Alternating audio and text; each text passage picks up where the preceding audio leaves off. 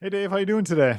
I am doing great, Nick. It is like 50 degrees in February, and Yeah, early spring. yeah, yeah, Don't we'll hold your take it. breath. The snow will be back. Keep It telling my will be wife back. that. Don't get too excited. Yeah, you're right. You're right, but we'll take it. We've got to take our good weather when we can get it, and That's just right. smile and say thank you. Speaking of getting excited, we're talking about state of Michigan retirement benefits today, and there's a lot to Yeah. get excited about, Dave. Oh, yeah. This is stimulating stuff. It's good stuff. Good stuff. Kind of the general idea today is to kind of go over in a little bit of detail what the retirement plan options are, how you might fall into those different categories, and some of the things you should be thinking about and focusing on as a state of Michigan employee. And unfortunately, there is a lot of moving pieces and parts, like most government entities. Yeah. It just kind of depends sometimes on what kind of classification you are in, when Right. you When you started, and started. so we're going Yeah. to try to break that down as best we can, but there's always kind of some asterisks and a lot of the stuff as it relates to state retirement benefits. But what we do know is there's three kind of basic options depending on what plan you're in, and they are the defined benefit or pension plan, right? Right. Yeah. Which we'll talk about in a little bit. And then there's something called the defined contribution, which is essentially a 401k retirement plan where you're putting in contributions and the state is matching at certain levels. And there's Right. two flavors of that. There is the defined contribution with subsidized retiree insurance. And then there's the defined contribution with the personal health care fund. And the Yeah. differences there is how you get health care benefits in retirement. Right. So I think the first thing, and probably the most important for people, is how in the world do you decide or figure out what plan you're in, right? Yeah, you need a flow chart and a Yeah, protractor and a right. good calendar. And lucky for us, we do have a flow chart here. We And do. part of the reason why Yeah. you need a flow chart is there's been a couple of changes in the plan along the years. And Right. we've seen this a lot where, certain companies or government entities go away from the defined benefit pension plans, Hmm. to the defined contribution plans. And there's pros and cons to that thing, and something we're definitely, Right. hopefully, not going to debate too in detail today, but just some changes. So the first one happened in 1997, and then there was another change in 2011. So a lot of it depends on your hire date, and a lot of it depends on if you were hired before certain times, you did have the option to make some choices and to change from one plan to the other plan, right? Yeah. Yeah. So the basics are, if you were hired on or before March 30th of 1997 and you elected to remain in the same plan, then that means you are on the deferred defined benefit deferred compensation Good option, old fashioned pension. which we'll talk Yeah. about. But you could have also elected to switch to the defined contribution, and that would put you in the subsidized retiree insurances program if you made that election, and you were hired before 1997. And then between 97 and 2011, same kind of thing. There was a graded premium insurance. So you could have chose that option or the personal health care fund. And that just depends on which one of those Right. defined contribution plans you're in. Yeah. And then thankfully for people who are hired after 2012, if it's your first employment with the state, you are by default in the defined contribution personal health care Yeah. fund. And I like this last category we have here. Yeah, Your hire date is after January 1st, 2012, but it's not your first right. rodeo with the state. They don't have any good answers for you. You need to call human Yeah, resources because you probably had some leeway as to how you negotiated that if you were yeah. returning.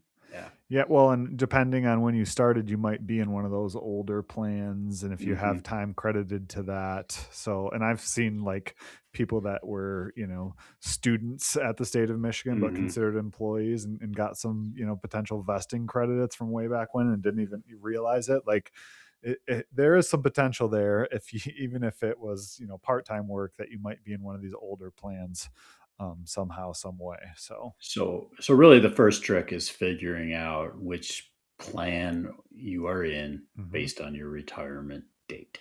Yep. Not retirement date. I'm sorry, hire date. Higher date, yes. That would have been confusing. Yeah. And the state of Michigan does have the Office of Retirement Services has great resources. If you're not Yes. sure, if you can't figure it out and follow the flow chart, you can definitely call them and they will tell you. Well, and that's always kind of been our default as advisors working with state of Michigan employees is usually it's like the best way to know exactly what someone has is Yeah. to get on the phone with Office of Retirement Services and the client and say, Yep. okay, Yep. pull up the file. Let's see what we actually have Yeah. here. Yeah, exactly. Yeah. So let's go over a little bit, Dave, and explain some of the differences between what the pension plan is versus the defined contribution of the 401k Right. type plan. You want to take a run Sure. at Yeah. describing what a pension Well, plan is? so pension plan and the old, the more official name defined benefit plan means a retirement plan where your outcomes are defined by a formula based on your work history, salary history, years of service, and there's no investment component you have to be concerned with. Right. And they're either pre-retirement or after retirement. Essentially, you are going to get I was going to say a check in the mail. I think nobody actually gets a check in the mail anymore. They get a deposit in their bank account, Yeah. but it will be like your like a portion of your salary just continues. Defined benefit, very cut and dry in that way. You do have choices around covering just your own life, covering your spouse. There's some choices within that defined benefit, but not investment decisions. And the beauty of it is you can't outlive it and you can't really mess it up by investing incorrectly, right? Right. So, like you said, there are a couple different options to choose from, but the benefit, well, one of the big differences is the investment returns, right? So, like you're Hmm. putting money, the state's putting money, and in the defined benefit, they're taking all that investment risk. So, Right. whether if they do better, right, your pension doesn't go up, but if they do No. worse, your pension doesn't go down, right? Right. Yeah. You've moved the risk. The state is assuming the risk and pooling the risk across all of the retirees. Right. Yeah. And the formula for most people, and this again gets a little complicated, but it is generally your final average compensation, which is usually your three highest years of service Hmm. times the pension factor, which is typically 1.5%, but can be different based on what plan you're in, and then times your years of service. That's how you Yeah. figure out what your annual pension is. And if you take it at full retirement age. And Right. then from there, it goes, that's for straight life, just based on your life. And then if you Hmm. want spousal coverage at 100 or 75 or 50, it will change the amount that you get Yeah. because your spouse will also get, if you pass away after 3 years, your spouse remains or gets that benefit percentage that you elected. Right. And from a financial planning, like people are probably now asking in their heads, how do we decide amongst those options? Mm-hmm. And we don't need to spend a ton of time on that today, but generally, we can run multiple scenarios. Right. But at the end of the day, if you're if you're relying on your pension, to fund most of retirement, and your spouse is going to be dependent on that, we're going to look for some kind of spousal coverage. Right. Yeah. Yeah. So the other part about the pension plan, the defined benefit plan that sometimes gets missed is you can also still make contributions to both the 401k and 457 plan. Right. You just don't get the matching contributions that the defined contribution people get Yeah, because they're not getting the pension. they're Instead of not. that state putting money in Yeah. the pension, they're putting it in the 401k as a matching formula. Right. But you can definitely still and probably should still be funding those accounts in addition to your pension as additional retirement income source. Right. And hence the name defined contribution plan for the 401k 457, because what you put in is based on formulas, Right. but the outcome is based on the investment performance Right. and how you do. So as opposed to the pension where the benefit is defined, it's the contribution that's defined on the other plans. Yeah. And one of the tricky things I think, especially for people, is like figuring out, okay, I've got all this money in my defined contribution plan and I'm going to retire. Like, what does that mean? Like, how do I get money out of that? Right. Like, Yeah. How do I turn that into a yeah, how do I turn into a that into payment? income? Yeah, it's obvious with a defined benefit plan, Right. Yeah. but yeah, and that's where the nuance in financial planning comes in, really. Sure. Yeah. And just figuring out like what resources you should tap, when you should tap them, how much you can take out without running the risk of running out of money.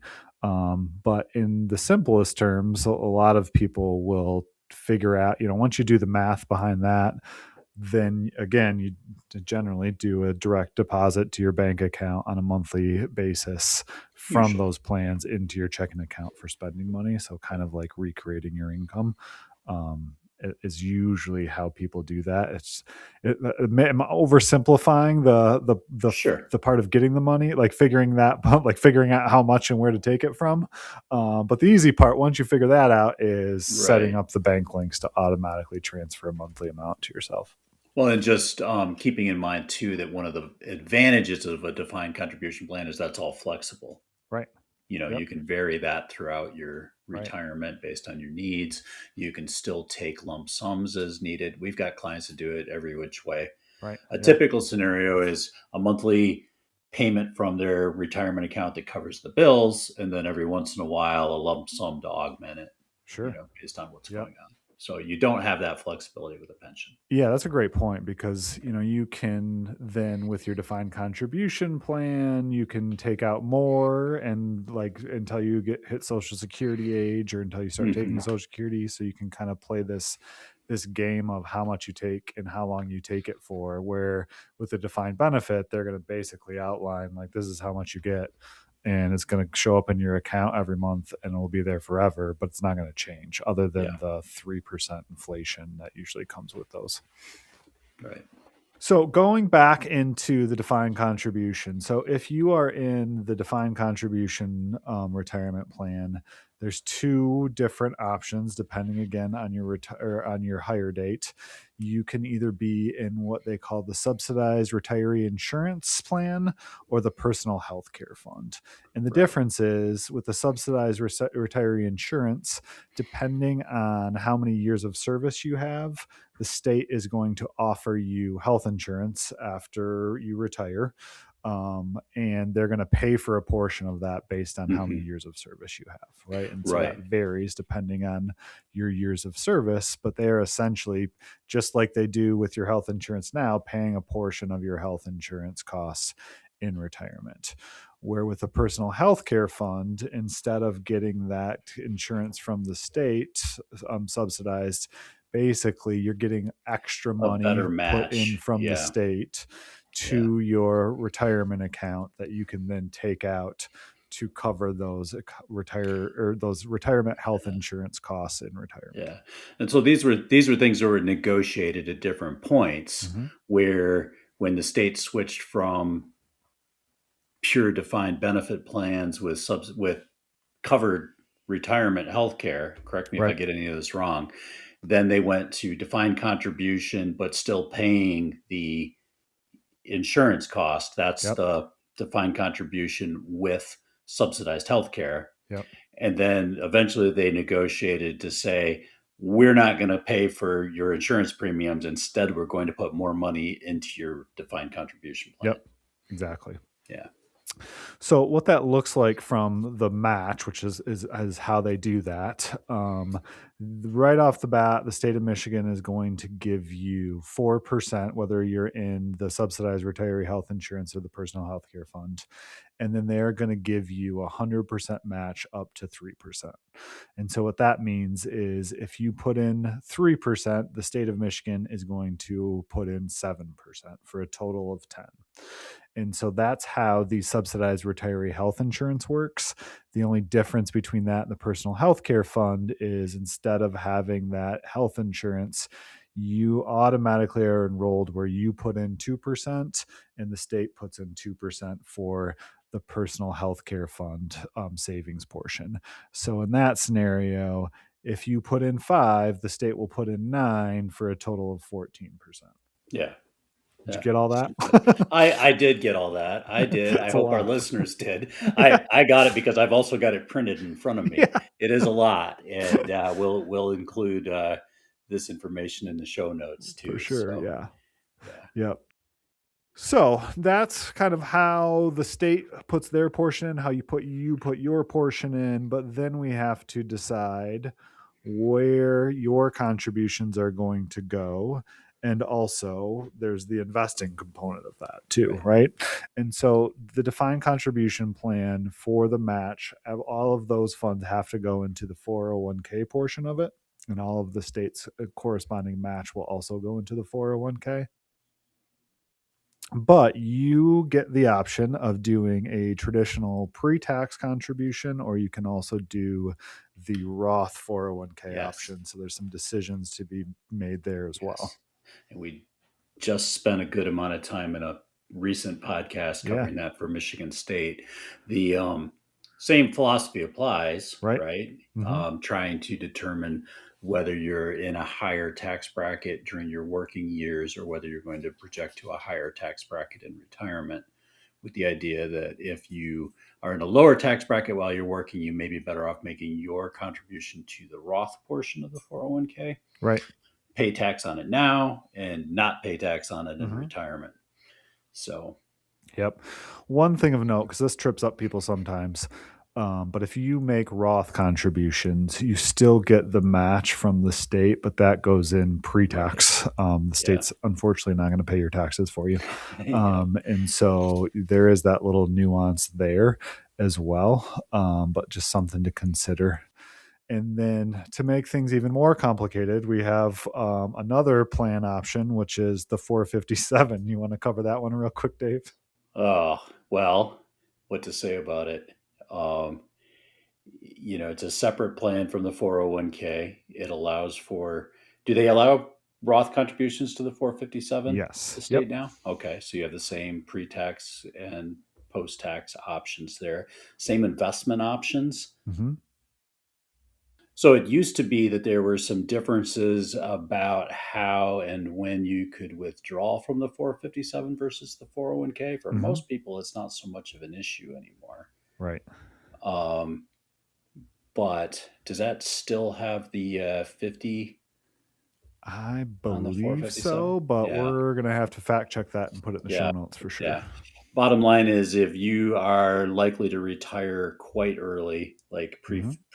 pre age 55, the 457 um, allows more flexibility around Yeah. So one of the things with these 401k 457 plans that's different than just a general IRA or Roth IRA is if you work past age 55 for the 401k and then you retire, you can actually take distributions from that plan without paying the 10% early withdrawal penalty before 59 and a half, which you can't do in an IRA. So there's a little bit of a nuance there.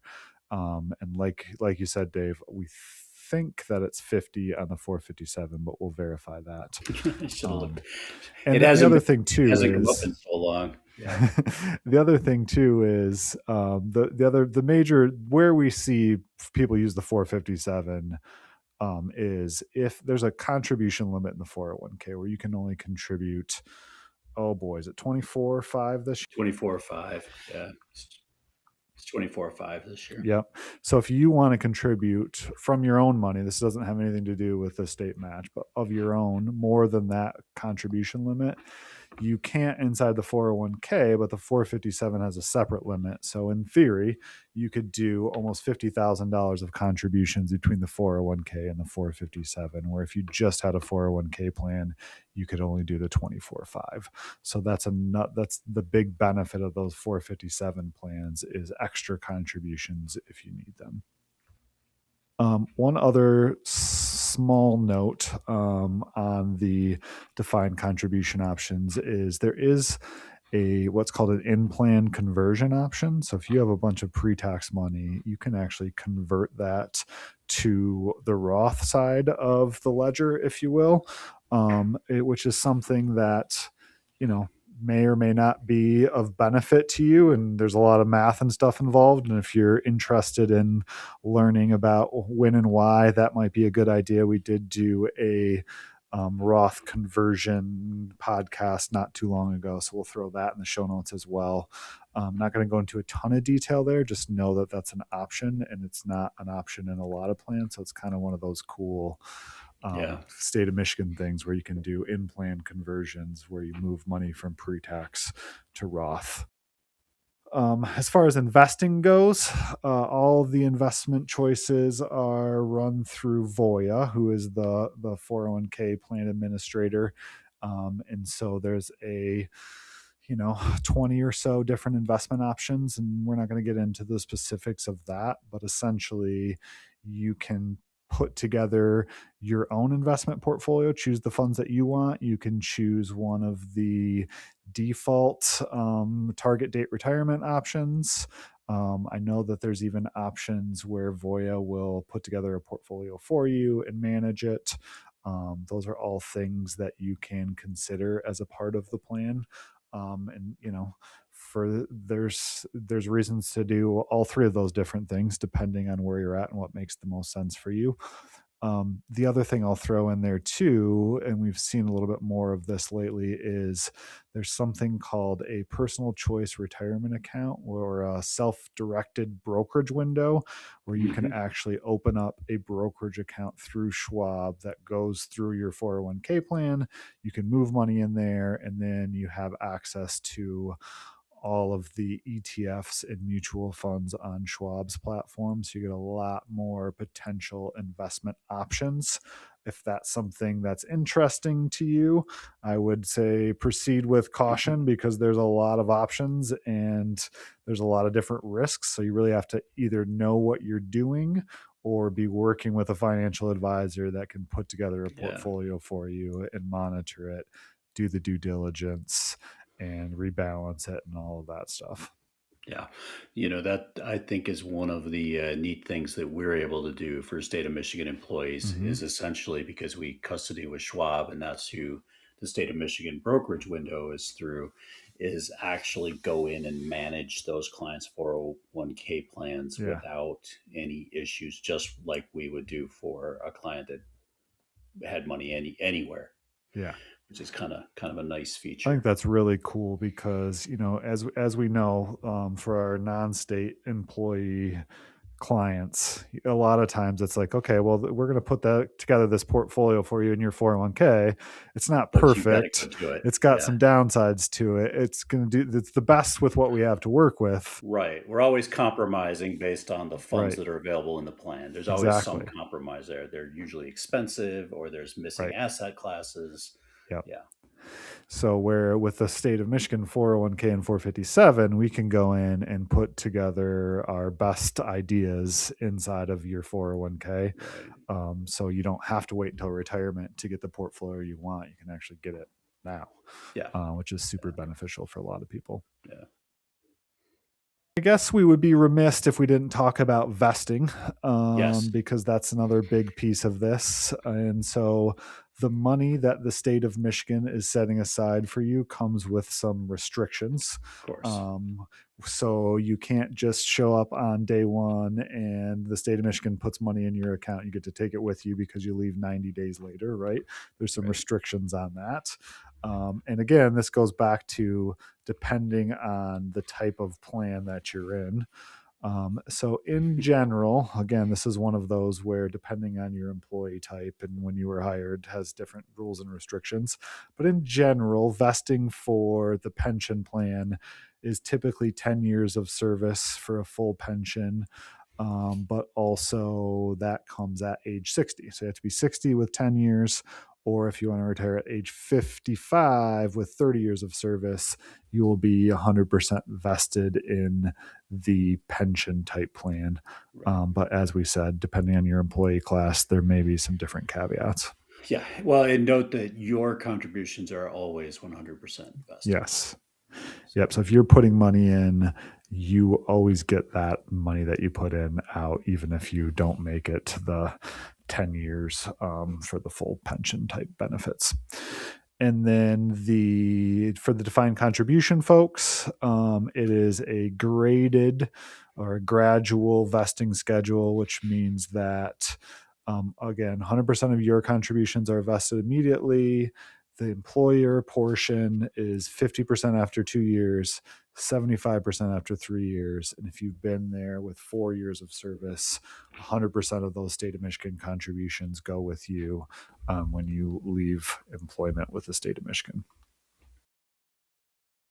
So I think a couple of closing things to note here. One is if you're looking for details on your plan, the state of Michigan has the ORS has a great website. It's michigan.gov/ORS. You can find your plan and get all kinds of different details on that.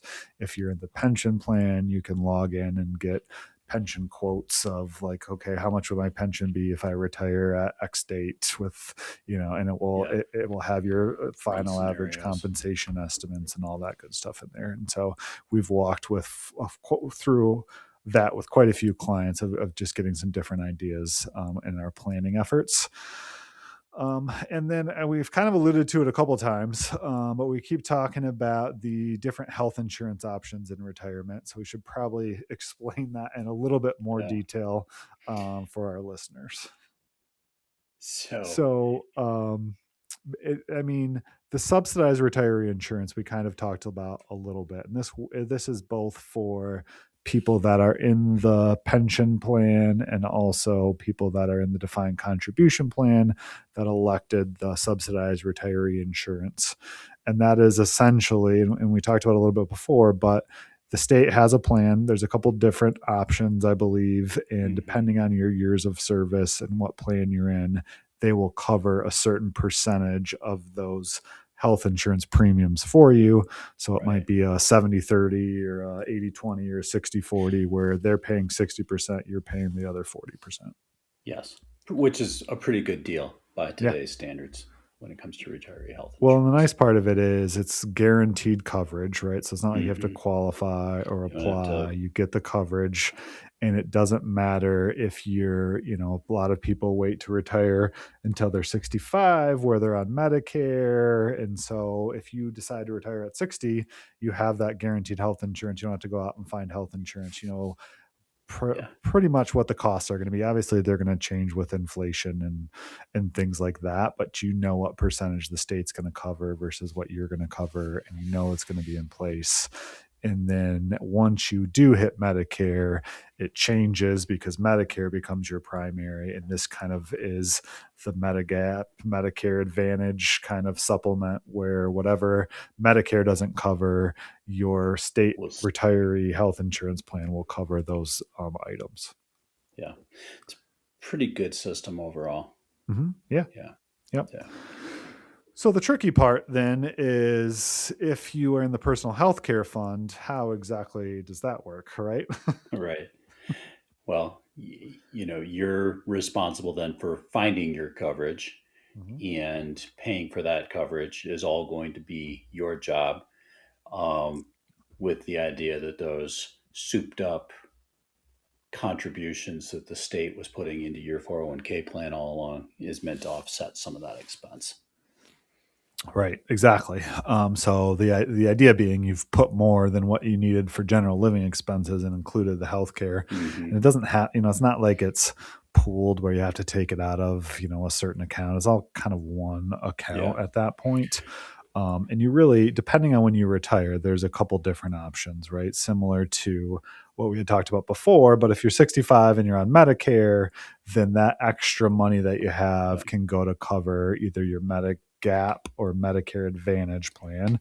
And if you want more information on that, we do have a YouTube video with Justine Bell from Benny Guides who walked us through how those plans work. And I highly recommend it. Yeah. Sometimes I go That's back and dig it up when I have questions on it. So that's a good resource for figuring that out. But essentially, it would cover, you could take distributions to cover those expenses. And then if you retire before 65, or for some reason you're not eligible for Medicare, you can go and get private insurance. The yes. most common way people do that is through the healthcare marketplace. So every state has its own Yeah. healthcare marketplace where you can With go on and decide what type of plan you want, what the cost level is. And there are some potential subsidies without, this conversation would go on for another hour if we talked about the specifics of that. But there are some potential where the government is paying a portion of that for you. It just depends on your income. But that's one option. The other option is going completely private. There are some companies that are doing health insurance that's not necessarily on the well, marketplace. That's and another option, kind of a proceed with caution option, but definitely sure. something to look into. I think one comment I would add to this is we've seen we've seen health insurance be like a major stress point for clients before retirement, like Mm-hmm. just the idea. And so I guess, if you fall into that category of state employee where you've been receiving the increased contributions, but it's going to be your responsibility, keep in mind now, even with, there's changes to the potential premium subsidies and things Nick alluded to a minute ago, but the ACA basically makes sure that there's good coverage available for everybody. Right. And Yeah. it's not, while it still is a significant expense and it's still decisions that have to be made, there are good options now. Right. It's not, it's not necessarily, as big a deal as people tend to make it in their heads. And I think that's just a relic of there not being any options outside of what employers offered. And Mm-hmm. um, there was that this was a more stressful conversation 15 years ago than it needs Right. to be now. I think is kind of what I'm getting at.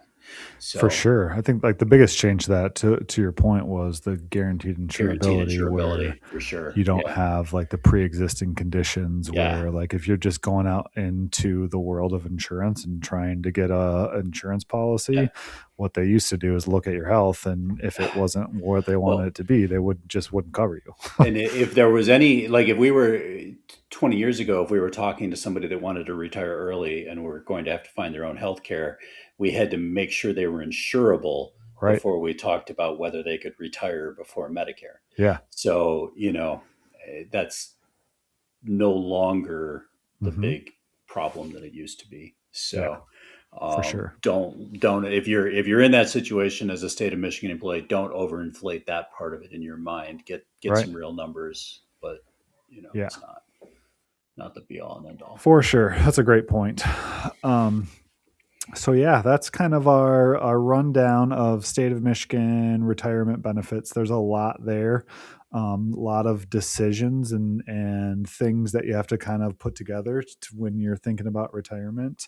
Yeah, But like we said, the Office of Retirement Services, great resource. Reach out to them. They have people that will work with you on this stuff. But definitely also think about and consider hiring a financial planner to help you put all this right. together as well. Because I think that's, obviously I have a vested interest in this.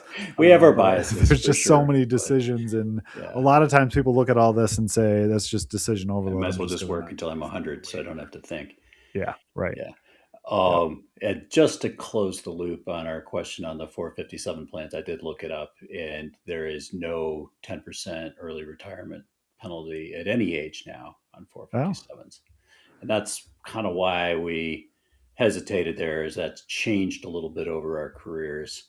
yeah, So that would be a reason to fund the 457 over the 401k, is if you are likely to retire early. right. Yeah.